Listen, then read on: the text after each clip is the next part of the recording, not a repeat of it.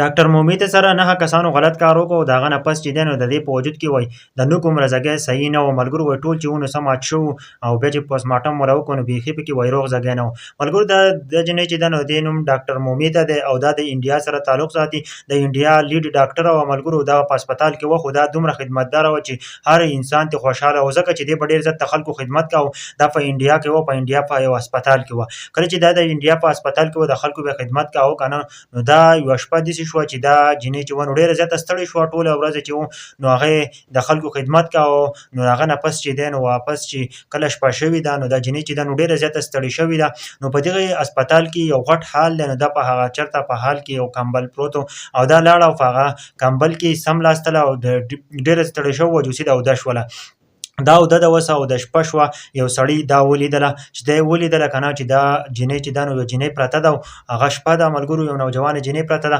نو هغه کس راغی که نه او د جینۍ سره ده د ډاکټر مومي ته چې ده نو دی به چشمې په سترګو وې، نظر یې هم کم و، خلک یې صحیح نه لیدل ملګرو. د هغه نه پس چې دی نو یو کس راغی او د هغه سره یې غلط کار شروع کړو. د هغه سره یې غلط کار وکړو او د هغه نه پس چې دی چشمې یې موله ماتې کړې او دا سترګې چې دي نو دا یې موله ختمې کړلې او دا مخ یې وله ټول خراب کړو. د هغه نه پس چې دی نو نور کسان هم رالل، یو 9 کسان رالل او 9 کسانو ورسره غلط کار وکړو او هغه جینۍ چې ده نو بیخي حد نه ویسته چا وله خپې وله هم ماتې کړې وې، لاس یې وله هم مات کړو، یو ځګی پکې روغ نه و.